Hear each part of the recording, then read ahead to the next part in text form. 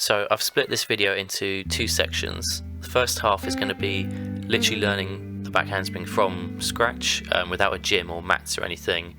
And this is how I learned to do it as well. I'm not a gymnast. And the second half is going to be common mistakes and things that I saw that I can improve in my own skill as well. And that's going to be from, I think, 2 minutes 27. So skip to there if you can already do a back handspring.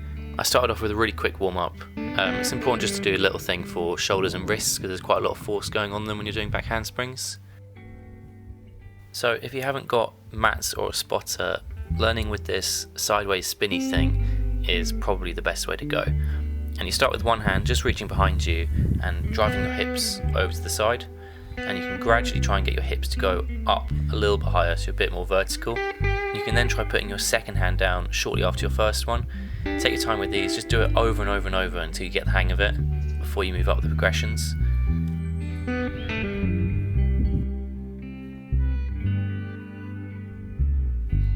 And then you can try adding a little jump into it as well. And we're going to come back to this progression in a minute. We're going to combine it with something else to get the full thing. So just keep drilling it over and over. So this next bit is not a jump, but we're focusing on whipping our second hand straight over our head. So it's a little bit more vertical, but it's not got that jumping element to it. This one might be a little bit harder than the first one, but it's important just to get comfortable with it and do it over and over and over. And you can land on 2 feet, you can land on 1 foot, try different progressions and different variations. And we're going to combine the two things together to get the full skill. And this is where it might start to take a little bit longer because it's getting more vertical and it's a little bit scarier. So you're going to have to take your time with it. And you're seeing the whole progression in the space of 2 minutes, but in reality it's going to take a few days. So just keep coming back to it each time. You'll get a little bit closer to doing the full thing over your head. But don't get disheartened if you have to go back a step the next day you try it. I've put a lot of clips in so you can see the full progression, exactly how it would look basically, to make it really clear. And then you end up with the full skill at the end. So this next stage is going to be a few mistakes that are pretty easily correctable, but it's just identifying them in the first place, which can be difficult. And our first mistake is going to be not using your shoulders to rebound properly. And it might look like your arms are just hitting the floor and then you're bending and you're landing straight down on your feet and you're not getting a pop action out of your shoulders. So you can work on it with these little exercises, just getting your arms to bend and then pop you back upwards. You can see how the rebound in my shoulders is what gives me a little bit of a boost in height.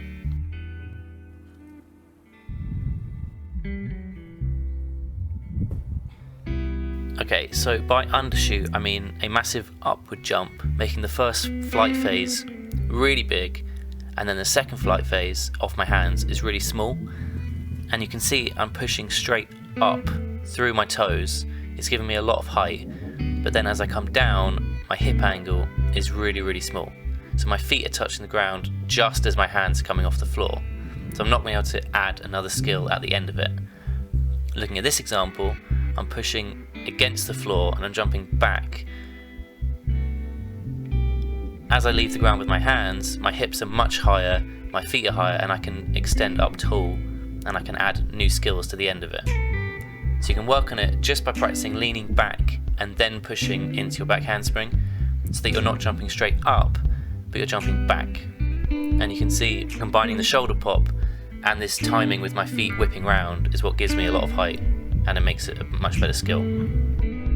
Okay, so the next one is having bent legs as you pull your feet to the floor, and it can often make you flip too quickly, making the second flight phase too small. So you're not going to land up nice and high, but you're going to land deep in a squat position.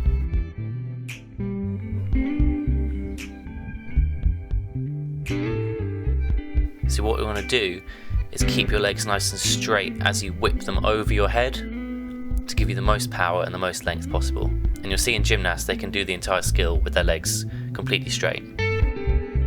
So this next one probably isn't that common, but I saw it in mine and I found it quite interesting.